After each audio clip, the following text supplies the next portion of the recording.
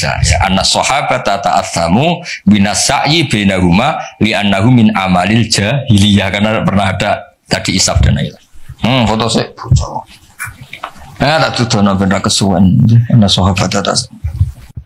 Ya nanti nagih Pak siapa? Fajar sama Pak Sadili sama Pak Nanang yang ngurusi apa? Islam. Ngurusi Islam di UI, bukan di sini. Di sini saya yang ngurusi.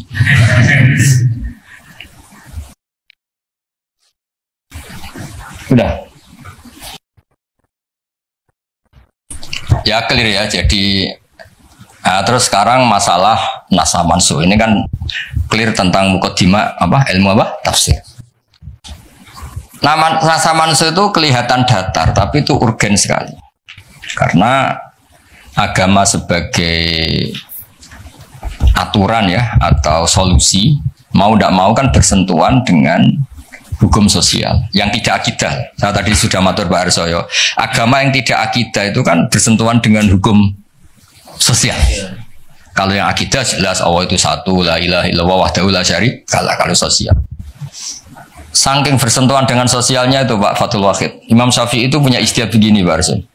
Ketika Nabi misalnya sodakoh atau zakat pakai kurma atau pakai susu kering misalnya, sedekah atau zakat, atau dulu ngamal pakai dinar.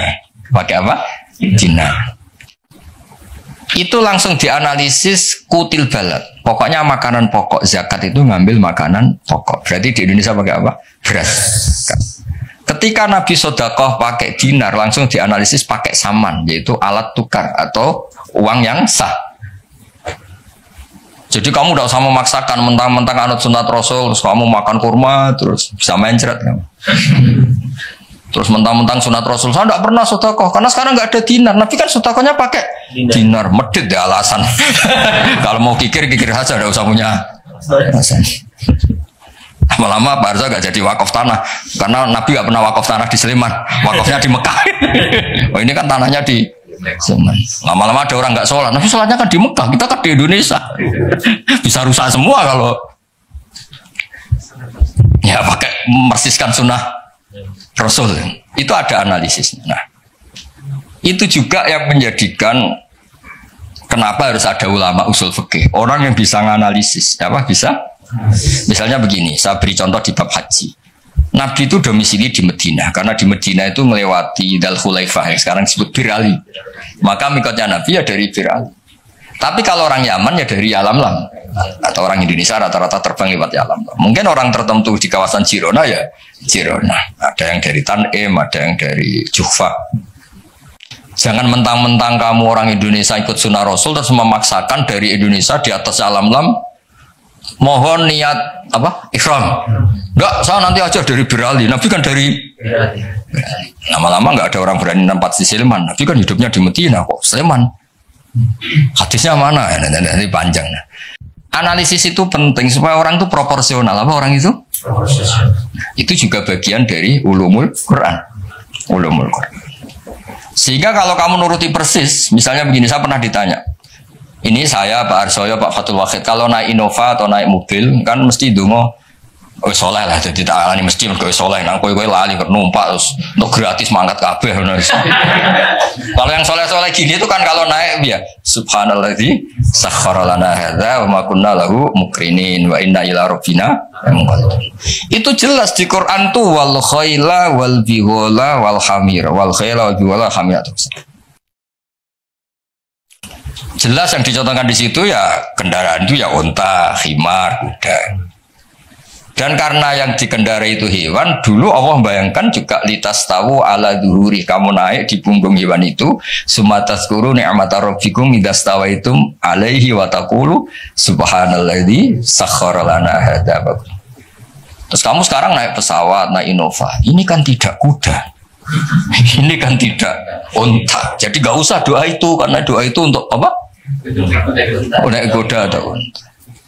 Ya kacau semua kalau gitu. Nah, makanya dibutuhkan ilmu namanya usul fikih. Usul fikih itu kira-kira analisis.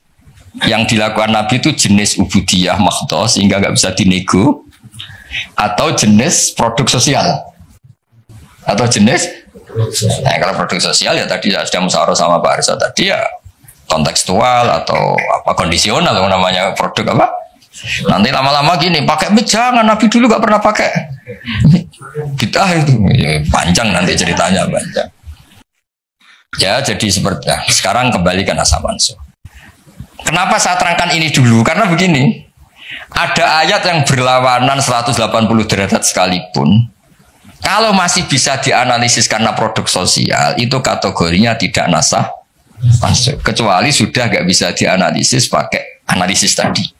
Misalnya begini Pak saya, ada ayat itu qatiluhum, kalau ketemu musuh itu beranikan kamu berani perang, duel. Tapi ada ayat fa'fu anhum wasfah, abaikan saja, maafkan saja. Dan sama-sama pernah terjadi. Nabi, sahabat dulu dipakai bal-balan Abu Jahal di Mekah, nggak melakukan perlawanan. Tapi setelah periode Madinah melakukan apa? Perlawanan. Kata banyak ulama, seperti itu golek coba nasaman sebelum ini. Seperti itu produk analisis. Ketika Nabi lemah dan jumlahnya baru 6, baru 10, kan nggak mungkin ada perintah boleh perang atau harus perang, karena ini nggak realistis, apa? Nggak realistis. Sehingga ayat-ayat Makkiyah rata-rata ya produknya fa'fu anhum wasfa, maafkan saja, ya. Paham ya? Tapi ketika di Medina udah punya orang gagah berani, sahabat-sahabat Ansor jumlahnya besar, komunitasnya besar, terus digobal-balan menengahnya kan ya lucu. Lucu kan? Lucu. Itu kan ada konteksnya, Pak. Ada konteksnya. Nah, kalau seperti itu maka nggak perlu dianggap ayat fa'fu anhum wasfah dinasah pakai ayat perang misalnya. Ya sama lah seperti pertama orang Indonesia didatangi Belanda, nggak tahu apa-apa, zaman agresi, zaman dulu agresi, bisa apa? Terus banyak yang terpelajar, banyak ada yang bisa jadi pilot, tentara sudah terbentuk, kiai-kiai komunitasnya besar, ya melakukan apa? Perlawanan. Tapi nggak perlu kamu katakan perlawanan itu satu hal yang harus karena ini Belanda penjajah. Daerah sekarang peradaban begini, kan yang ada kerjasama kan? Tapi dulu karena mereka datangnya musuhi, ya kan itu kan urusan kondisi, Pak. Ya kondisional, nggak bisa disamaratakan, ya. Nah, saya baca ya masalah nasa mansuh itu. Nasa mansuh itu komentarnya harus persis seperti saya ini, itu baru benar. Kalau enggak rapati benar.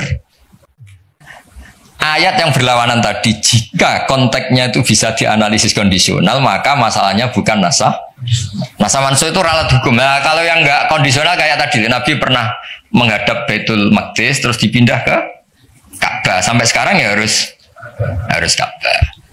Dulu iddah ketika orang ditinggal mati suaminya pernah iddah itu 1 tahun. Wasiyatal li azwajihim mata'an ilal hauli ghaira ikhraj. Berarti pernah iddah berapa? Setelah itu dinasah ya tarabbas nabi anfusihinna arba'ata asyuri wa asyra. Jadi 4 bulan 10 hari. Itu nasaman karena nggak bisa dianalisis secara apa? Sosial. Ini kalau baca ya, yang bisa dianalisis secara sosial. Asalisu ma umira bihi li sababin summa yazulu sababu. Kal amri khina dhfi atau khina dhufi wal qillati bisabri wasafhi. Summa nusikha bi ijabil kital.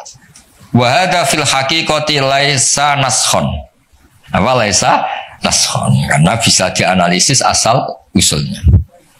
Ya ini biar difotoin apa ini? Mulai ini ma umiro li sababin ini. Foto dulu nanti biar ada yang tanya itu.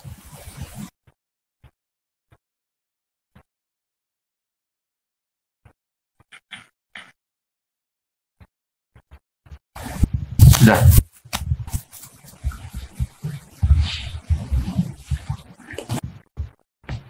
Nah sehingga kiai-kiai Jawa ketika meskipun ngaji Jalalain, ngaji kitab Jalalain, tafsir Jalalain, kan sering ada ayat misalnya lakum dinukum waliyadin, kadang sebagian dikomentari mansukhun fi ayatis saf atau fi ayatil kital. Itu kiai Jawa tidak ada yang ikut meskipun mereka baca kitab karena ngerti konteksnya, Pak. Ya, misalnya kita dulu ketika Jepang datang ke sini itu memang jajah, ya kita bilang ada revolusi jihad, misalnya resolusi jihad, ada resolusi jihad misalnya. Dulu Mbah Hashim, Mbah Ahmad Dahlan juga sepakat melawan penjajahan, apa ngelawan? Jadi ketika di kesini studi banding atau kesini tukar ilmu ya nggak ada masalah kan? Bahkan di Quran sudah diumumkan wa in ahadum minal musyrikin astajaruka ya fa'ajirhu hatta yasma'a kalam Allah. Ya, kalau Ya kan, ya tadi konteksnya beda. Ya konteksnya itu beda. Kemarin saya jagongan itu sama Pak Alwi Shihab, adiknya Pak Kures, kan dulu pernah menteri luar negeri. Kata beliau, sekarang Gus ngomong rekonsiliasi cek susahnya, alasannya ngenang masa dulu. Nah, masa dulu ya ada yang sekarang nggak mungkin. Dulu pernah kan ada istilah zaman dulu pernah sedikit konflik dengan Malaysia, Pak Karno bilang ganyang. Nah, masa sekarang kan ya jelas enggak itu. Itu kan konteksnya beda. Dulu Mbak Hasim, Mbak Madalan bilang resolusi jihad. Nah, sekarang kan enggak. Malah anak-anak ini nunggu ada beasiswa ke sana. Enggak belajar malah dulu ayah Amsterdam.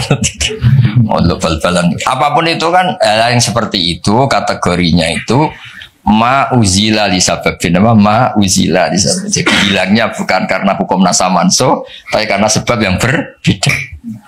Saya tadi jagoan Pak Warsoyo, dulu tuh orang kiai-kiai termasuk buyut-buyut itu ngaramkan orang pakai pantolan ya, pakai celana, pakai apa itu dasi, karena itu londo itu. Mantas sababi komen bahwa minum ya pernah kan ada era gitu. Lah sekarang rektor Universitas Islam Indonesia pakai celana, pakai dasi, londo itu kalau dulu tuh. Sekarang enggak. Sekarang kalau pakai sarung malah dianggap wow, masalah itu.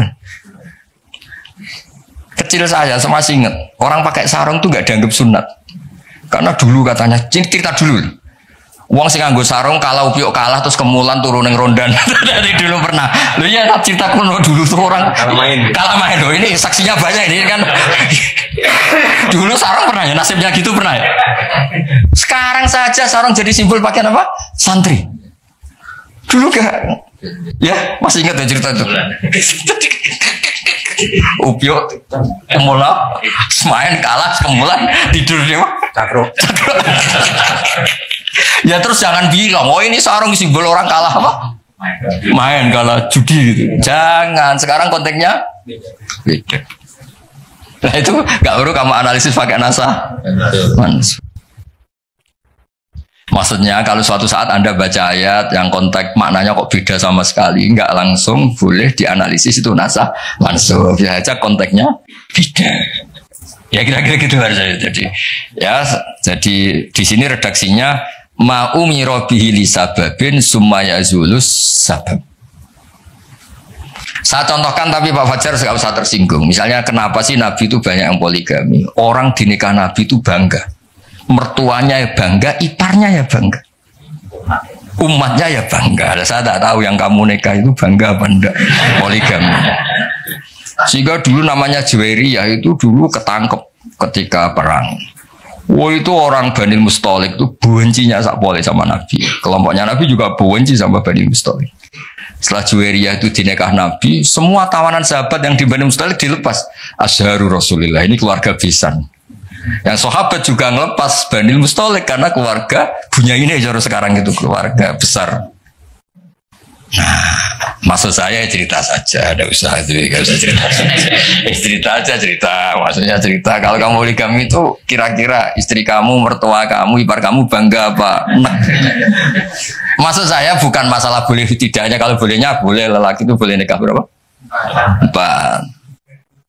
Loh, bukan berarti nggak, maksudnya kalau kamu merasa sunat-sunat banget itu perlu dipertanyakan di bolehnya boleh, tapi kalau merasa apa sunat-sunat banget itu konteksnya itu